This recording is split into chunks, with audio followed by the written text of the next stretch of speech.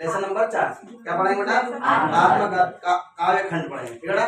काव्य खंड के आधारित आत्मगत बेटा लेसन है बेटा, है ना। तो यहाँ पर कवि आत्मकथ लिखने से क्यों बचना चाहता था, यानी कवि आत्मकथ लिखने के लिए, खुद में आत्मकथा लिखने से क्यों बचता था? तो कवि के मन में या कवि के ध्यान में ये लगता था कि उसने ऐसा कोई अच्छा कार्य नहीं किया जो मैं कागज के पन्नों में लिख लूं, है ना।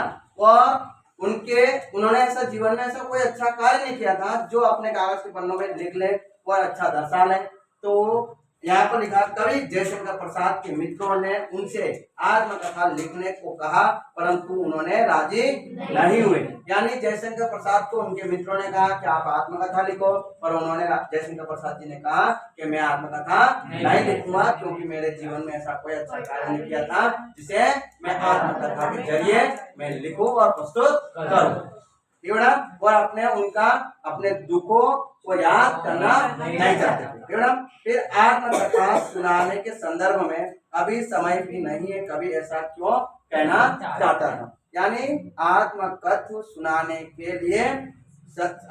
सुनाने के संदर्भ में अभी समय भी नहीं है, कभी ऐसा क्यों कहना चाहते थे। तो आत्मकथा कविता से स्पष्ट होता है कि जयशंकर प्रसाद बहुत ही सरल स्वभाव के थे, बहुत विनम्र स्वभाव के थे, है ना। वह उन्हें दिखावा पसंद नहीं था और इसलिए अभी भी समय नहीं है कहने का एक कारण तो यह है कि उन्होंने कोई महान कार्य नहीं किया। उनका उल्लेख अपनी आत्मकथा में करे और अन्य कारण को यह हो सकता है कि उनकी जीवन की दुखों को आत्म आपदाओं से पूर्ण है और इन आपदाओं को छुटकारा मिले और आत्मकथा के बारे में सोचे और वे दुखों को याद नहीं करना चाहते। मतलब जयशंकर प्रसाद अपने अभी समय नहीं है इस संदर्भ में ये कहना चाहते थे कि उन्होंने ऐसा कोई कार्य अच्छा नहीं किया जो वो आत्मकथा के जरिए बताए, है ना, वो लिखे और उनके मित्रों को सुनाए, क्योंकि उनके जीवन में ऐसा कोई कार्य नहीं किया था जो उनको बताने के लिए, और वो है भी, पर उनको पुराने जो आपदाएं थी, जो दुखे थे, उनको वापस दोहराना नहीं चाहते थे और अपने आप को दुखी नहीं करना चाहते थे। इसलिए उन्होंने जयशंकर प्रसाद जी ने कहा कि मैं अभी आत्मकथा अभी समय नहीं है आत्मकथा सुनाने का या लिखने का, ठीक है बेटा। यहाँ पर क्वेश्चन है बेटा, उज्जवल गाथा कैसे गाओ मधुर चांदनी रातों की, या क्वेश्चन नंबर 5 बेटा, उज्जवल गाथा कैसे गाओ मधुर चांदनी रातों की कथन के माध्यम से कवि क्या कहना चाहता है। तो इस कथन के माध्यम से कवि प्रसाद जी कहना चाहते हैं कि मधुर चांदनी रात में मैंने प्रिय के साथ जो पल बिताए थे वह मेरी निजी संपत्ति थी। इसका कथन उसके सबके लिए नहीं किया जा सकता है।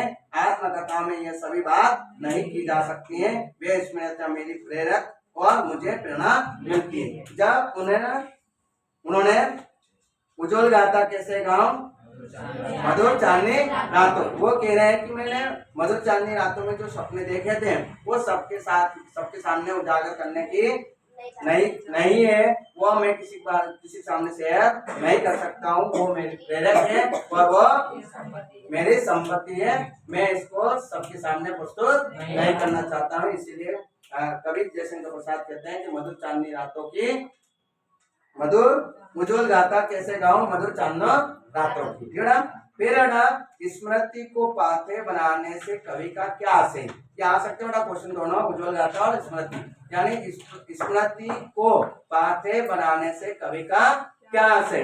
यानी कवि प्रसाद जी के दुख भरे जीवन की कुछ स्मृति ऐसी रही जो उन्हें प्रेरणा और ऊर्जा तथा जीवन दाता प्रदान करती रही। वे स्मृति उनकी अपनी संपत्ति रही, वे उन्हें उजागर नहीं करना चाहते हैं, जो कि प्रिय के साथ मधुर गाते व्यक्तित्व हुई, जिनमें उन्होंने दिल खिलाकर हंसते हुए वार्तालाप किया और वहीं आज भी याद है। ऐसी यादें ये उनके भावी जीवन की बातें सारा है, उन्हीं के सारे अपना जीवन पथ पर सरस बनाना चाहते हैं। यानी स्मृति को बातें बनाने से कवि का क्या आशय, यानी कवि प्रसाद जी दुख भरे जीवन की स्मृतियों को याद नहीं करना चाहते हैं। उनका कहना है कि जो मैंने देखे थे, मेरी लाइफ में मैंने जो काम किए थे, जो दुख भरे, जो परेशानी वाली बात, वो मेरे प्रेरणा है। क्या है वो? प्रेरणा है, आगे बढ़ने की उन्नति है। मैं उनको वापस मैं याद तो करूँ पर मैं दूसरों के सामने शेयर नहीं कर पाता। वो मेरी प्रेरक है, वो मेरी प्रेरणा है और मैं इसको उस स्मृति को देखकर मैं जीवन सुधार कर सकता हूँ, वो सरल बना सकता हूँ। फिर आत्मकथा कवि के माध्यम से प्रसाद जी के व्यक्तित्व को जो झलक मिलती है अपने शब्दों में लिखिए। यानी आत्मकथा से प्रेरक में कविता के माध्यम से प्रसाद जी का व्यक्तित्व की जो झलक मिलती है उसे अपने शब्दों में लिखिए। यानी आप क्या लिखो बेटा इसमें? जयशंकर प्रसाद जी कहते हैं कि आत्मकथा मैंने ऐसा कोई काम अच्छा नहीं किया, सरस थे, विनम्र थे, धैर्यवान थे और दिखावा नहीं करने थे और वो दूसरों को क्रेडिट अपने ऊपर लेना नहीं चाहते थे, है ना। वो सरल स्वभाव के थे और वे अपने आत्मकथा में अपने जो अच्छे या बुरे या दुखों के अपने जिक्र नहीं करना चाहते थे। यानी कि कहने का मतलब है कि वो दिखावा नहीं करना चाहते थे। कौन? जयशंकर प्रसाद। क्यों?